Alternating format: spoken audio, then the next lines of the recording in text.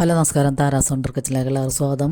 നമ്മൾ ഇന്ന് ചെറുനാരങ്ങയുടെ തൊലി വെച്ചിട്ടും വേറെ 2 ഇൻഗ്രീഡിയൻറ്റും കൂടി ചേർത്തിട്ടുള്ള ഒരു അച്ചാറിൻ്റെ റെസിപ്പി ആയിട്ടാണ് ഞാൻ വന്നേക്കുന്നത്. അപ്പോൾ ഈ ചെറുനാരങ്ങയുടെ തൊലി ഞാൻ ഇതിക്ക് മുമ്പ് ചെറുനാരങ്ങ പിഴിഞ്ഞ് ഇഞ്ചിയൊക്കെ ചേർത്തിട്ടുള്ളൊരു പഞ്ചസാരയും കൂടി ചേർത്തിട്ടൊരു സ്ക്വാഷ് ഉണ്ടാക്കിയിട്ടുണ്ടായിരുന്നു. അപ്പോൾ അന്ന് ഞാൻ ഈ തൊലി കളയാതെ ഇതിൽ വിനാഗിരിയും ഉപ്പും 2-3 പച്ചമുളകും കൂടി ചേർത്ത് എടുത്ത് വെച്ചേർന്നാണ് ചില്ല് ബോട്ടിലൊക്കെ ആക്കി എടുത്ത് വെച്ചേർന്നാണ് ഇടയ്ക്ക് ഞാൻ എടുത്തത് ഒന്ന് മിക്സ് ചെയ്ത് കൊടുക്കാറുണ്ട്. അപ്പോൾ അതും വേറെ 2 സാധനങ്ങളും കൂടി കൂട്ടിയാണ് ഞാനിന്ന് അച്ചാറിടണത്. അപ്പോൾ അങ്ങനത്തെ നാരങ്ങയുടെ തൊലിയൊക്കെ നമ്മൾ കളയാതെ എടുത്ത് വയ്ക്കുകയാണെങ്കിൽ അതിലേക്ക് കുറച്ച് വിനാഗിരിയും കുറച്ച് ഉപ്പും കൂടി ചേർത്ത് നമ്മൾ വെക്കുകയാണെങ്കിൽ അത് നല്ല സോഫ്റ്റായിട്ട് കിട്ടും. പിന്നെ നമുക്ക് അച്ചാറിടുകയും ചെയ്യാം അതുകൊണ്ട് തന്നെ. അപ്പോൾ അതിലേക്ക് ഞാൻ ക്യാരറ്റും കോവയ്ക്കയും കൂടി ചേർക്കുന്നുണ്ട്. കുറച്ച് കോവയ്ക്കയും കൂടി ഞാൻ ഇതിലേക്ക് ചേർക്കുന്നുണ്ട്. അപ്പം ഞാൻ ഉണ്ടാക്കി കഴിഞ്ഞതിന് ശേഷമുള്ള അച്ചാറാണത്. നല്ല അടിപൊളി ടേസ്റ്റാണ് ഈ അച്ചാറിന്.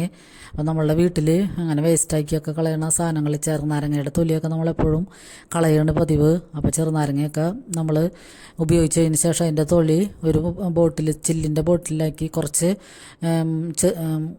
ഉപ്പും വിനാഗിരിയും കൂടി ഒഴിച്ച് വെക്കുകയാണെങ്കിൽ നമുക്ക് പിന്നീട് അതിങ്ങനെ ഉപയോഗിക്കാം. പിന്നെ അത് കഴിഞ്ഞ് ചെറുതാക്കി അരിഞ്ഞൊരു ക്യാരറ്റും കുറച്ച് കോവയ്ക്കയും കൂടി എടുത്ത് വെച്ചിട്ടുണ്ട്. അപ്പോൾ ഇതെന്താണെന്ന് വെച്ചാൽ കോവയ്ക്ക നമ്മളെപ്പോഴും തോരൻ വെച്ചും കറി വെച്ചൊക്കെ കഴിക്കുകയാണെങ്കിൽ അത് എല്ലാവർക്കും ഇഷ്ടമായെന്ന് വരില്ല.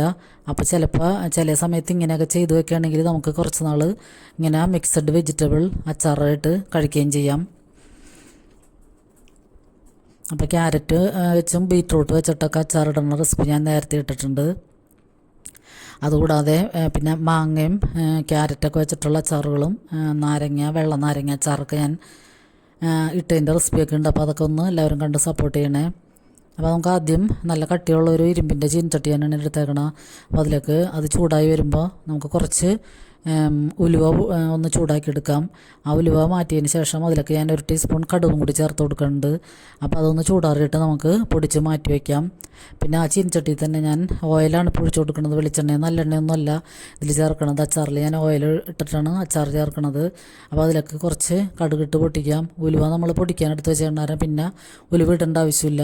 പിന്നെ ഇതിലേക്ക് ഒരു 5-6 പച്ചമുളക് ചെറുതാക്കി അരിഞ്ഞതും 1 കഷ്ണം ഇഞ്ചിയും കറിവേപ്പിലയും കൂടി ചേർത്ത് കൊടുക്കാം. വെളുത്തുള്ളി ഞാൻ ഗാർലിക് പൗഡറാണ് ഇതിലേക്ക് ചേർക്കണം. അപ്പോൾ കാരണം വെളുത്തുള്ളി ഇപ്പം എടുത്ത് നന്നാക്കി എടുത്തിട്ടില്ല. അപ്പോൾ ഈ പച്ചമുളക് ഇഞ്ചിയൊക്കെ ഒന്ന് വാടി വരുമ്പോൾ തന്നെ നമുക്ക് അതിലേക്ക് കുറച്ച് ഉപ്പും കൂടി ചേർത്ത് കൊടുക്കാം.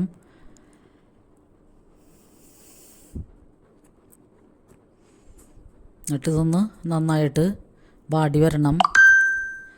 അപ്പോൾ നമ്മുടെ വീട്ടിലുള്ള എന്തെങ്കിലും വെജിറ്റബിൾസൊക്കെ വെച്ചിട്ട് ഇങ്ങനത്തെ നല്ല നല്ല അച്ചാറുകളൊക്കെ ഉണ്ടാക്കി വയ്ക്കാൻ പറ്റും. അപ്പോൾ അത് വാടി വരുമ്പോൾ തന്നെ നമുക്ക് എടുത്ത് വെച്ചിരുന്ന ക്യാരറ്റും കോവയ്ക്കയും കൂടി ഇട്ട് കൊടുക്കാം. അപ്പോൾ ഈ കോവയ്ക്കൊക്കെ എങ്ങനെയാണ് അച്ചാറിടണേന്നൊക്കെ എല്ലാവരും ചോദിക്കും. പക്ഷേ ഇതൊക്കെ അച്ചാറിട്ട് കഴിഞ്ഞ് കഴിക്കാൻ നല്ല ടേസ്റ്റാണ്. അപ്പോൾ എല്ലാവരും ഇങ്ങനെയൊക്കെ ഒന്ന് ട്രൈ ചെയ്ത് നോക്കുക. എപ്പോഴും നമ്മൾ തോരനൊക്കെ വെച്ച് ഇതൊക്കെ കഴിക്കണേൽ നല്ലത് ഈ പച്ചക്കറിയൊക്കെ കൂട്ടണ ഈ സീസണിൽ ഇങ്ങനത്തെയൊക്കെ അച്ചാറുണ്ടെങ്കിലും നല്ല അടിപൊളിയായിരിക്കും. അപ്പോൾ നമുക്ക് അതൊക്കെ ഒന്ന് വാടി വരുമ്പോൾ തന്നെ പൊടികൾ ഒരു 1/4 ടീസ്പൂൺ മഞ്ഞൾപ്പൊടി ഞാൻ ചേർക്കണുള്ളൂ. ബാക്കി 4 ടീസ്പൂൺ മുളക് പൊടിയും കൂടിയാണ് ചേർത്ത് കൊടുക്കുന്നത്. പിന്നെ ഇതിലേക്ക് ഗാർലിക് പൗഡറും കൂടി ചേർക്കുന്നുണ്ട്. എന്നിട്ട് നന്നായിട്ട് മിക്സ് ചെയ്യാം. പിന്നെ നമ്മൾ പൊടിച്ച് വെച്ചിരിക്കുന്ന ഉലുവയും കടുകിൻ്റെയും മിക്സ് പൊടിച്ച് വെച്ചിരിക്കുന്നതിലേക്ക് ചേർത്ത് കൊടുക്കുക. അപ്പോൾ കടുക് ചേർക്കുമ്പോൾ പൊടി ചേർക്കുമ്പോൾ തന്നെ നല്ല വേറൊരു പ്രത്യേക ടേസ്റ്റ് വരും ഈ അച്ചാറിന്. അപ്പോൾ ഞാനതുകൊണ്ട് ഇതിലേക്ക് കായം ചേർക്കണില്ല. അപ്പോൾ ആ മിക്സ് കൂടി ചേർത്തിട്ട് നമുക്ക് ഒന്നും കൂടി വഴറ്റിയതിന് ശേഷം വിനാഗിരി ഒഴിച്ചു കൊടുക്കാം. ആവശ്യത്തിനുള്ള വിനാഗിരി ചേർത്ത് കൊടുക്കാം. ഇപ്പോൾ ക്യാരറ്റും കോവയ്ക്കൊന്നും പുളിയില്ലാത്തത് കാരണം വിനാഗിരി കുറച്ച് കൂടുതൽ ഒഴിച്ചു കൊടുക്കണം. പിന്നെ അതിന് ശേഷം നമുക്ക് ഞാൻ തിളപ്പിച്ചറിയാം കുറച്ച് ചൂടുവെള്ളം കൂടി ഇതിലേക്ക് ഒഴിച്ചു കൊടുക്കുന്നുണ്ട്. എന്നാലാണ് ഇതിന് ഗ്രേവി ഉണ്ടാവുള്ളൂ. അല്ലെങ്കിൽ 2 ദിവസം കഴിയുമ്പോഴത്തേനും ഇത് നന്നായിട്ട് ഡ്രൈ ആയി പോകും. പിന്നെ ആവശ്യത്തിനുള്ള ഉപ്പും കൂടി ഇതിൻ്റെ ഇടയ്ക്ക് നമുക്ക് ചേർത്ത് കൊടുക്കാം. വിനാഗിരിയും കൂടി ഒഴിച്ചിട്ട് തിളപ്പിച്ചറിയ വെള്ളവും കൂടി ഒഴിച്ചിട്ട് അതൊന്ന് നന്നായിട്ട് തിളച്ച് വരണം. എല്ലാ മിക്സും പൊടികളൊക്കെ കൂടി ചേർത്തിട്ടൊന്ന് മിക്സ് ചെയ്തതിന് ശേഷം തിളച്ച് വരുമ്പോൾ തന്നെ ഫ്ലെയിം ഓഫ് ചെയ്തതിന് ശേഷമാണ് ഞാൻ നാരങ്ങ ചേർത്ത് കൊടുക്കുന്നത്. അപ്പോൾ ചെറുനാരങ്ങയുടെ തൊലിയായ കാരണം തന്നെ ചെറിയ കയ്പുണ്ടാവും അതിന്. പിന്നെ വിനാഗിരിയൊക്കെ നമ്മൾ ചേർത്ത് കൊടുത്ത കാരണം തന്നെ തൊലിയൊക്കെ നന്നായിട്ട് സോഫ്റ്റ് ആയിട്ടുണ്ട്. അപ്പോൾ ഇത് ഞാൻ അന്ന് സ്ക്വാഷ് ഉണ്ടാക്കി വെച്ചിട്ട് തന്നെ ഇപ്പോൾ ഒരു 10-12 ദിവസമായി. അപ്പോൾ അതുകൊണ്ട് തന്നെ അത് നന്നായിട്ട് മിക്സ് സോഫ്റ്റ് ആയിട്ടുണ്ട്. അപ്പോൾ നമുക്ക് ഈ അച്ചാറിലൊക്കെ അത് പാകത്തിന് മാത്രം ചേർത്ത് കൊടുത്താൽ മതിയാകും. ഇതിൻ്റെ ടേസ്റ്റ് നോക്കിയിട്ട് ഞാനൊരു കുറച്ച് ഭാഗം ആദ്യം ഇട്ട് കൊടുത്തിട്ട് അതിൻ്റെ വെള്ളവും കൂടി കുറച്ച് ഒഴിച്ചു കൊടുക്കുന്നുണ്ട്. അപ്പോൾ അതിൻ്റെ കയ്പും പുളിയൊക്കെ കൂടി അച്ചാറിൽ വരുമ്പോൾ നല്ല അടിപൊളി ടേസ്റ്റാണ്. നമുക്കൊന്നും കൂടി മിക്സ് ചെയ്യാം, നന്നായിട്ട് മിക്സ് ചെയ്യാം. അപ്പോൾ നമ്മുടെയൊക്കെ വീടുകളിൽ ചെറുനാരങ്ങയുടെ തൊണ്ട് അതുപോലെ കോവയ്ക്കൊക്കെ കൂടുതൽ കറി വയ്ക്കുമ്പോൾ അത്ര ഇഷ്ടമല്ലെങ്കിൽ ഇങ്ങനത്തെയൊക്കെ ചെയ്ത് വയ്ക്കാം. അപ്പോൾ നമുക്ക് പൈസ ചിലവില്ലാതെ ഇങ്ങനത്തെ അച്ചാറൊക്കെ ഉണ്ടാക്കാം, അധികം പൈസ ചിലവില്ലാതെ. അപ്പോൾ ടേസ്റ്റ് നോക്കിയപ്പോൾ വലിയ കുഴപ്പമില്ല. പിന്നെ കുറച്ചും കൂടി അപ്പോൾ അധികം കയ്പ്പ് തോന്നിയില്ല. അപ്പോൾ ഞാൻ കുറച്ചും കൂടിയും നാരങ്ങയും അതിൻ്റെ വെള്ളവും കൂടി ചേർത്ത് കൊടുക്കുന്നുണ്ട്. പിന്നെ പാകത്തിന് ഉപ്പ് നമുക്ക് ചേർക്കാം. പിന്നെ ലാസ്റ്റ് ഇതിൻ്റെ ടേസ്റ്റൊക്കെ ഒന്ന് ബാലൻസ് ചെയ്യാൻ ഒരു ടീസ്പൂൺ പഞ്ചസാരയും കൂടി ചേർത്ത് കൊടുക്കാം.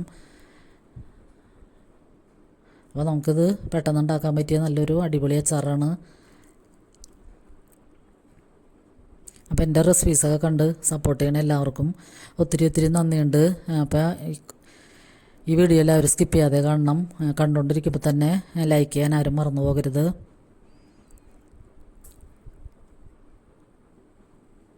അപ്പോൾ ഇത് മിക്സ് ചെയ്തതിന് ശേഷം നമുക്ക് വേറൊരു ബോട്ടിലേക്ക് ഇത് പകർത്തി മാറ്റണം.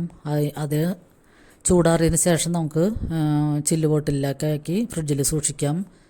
നല്ല അടിപൊളി അച്ചാറാണ്. കാണുമ്പോൾ തന്നെ അറിയാം നിങ്ങൾക്ക് ചെറിയൊരു കയ്പും പുളിയും മധുരവും കൂടി അച്ചാറാണ്. അപ്പോൾ എല്ലാവർക്കും ഒരുപാട് നന്ദി.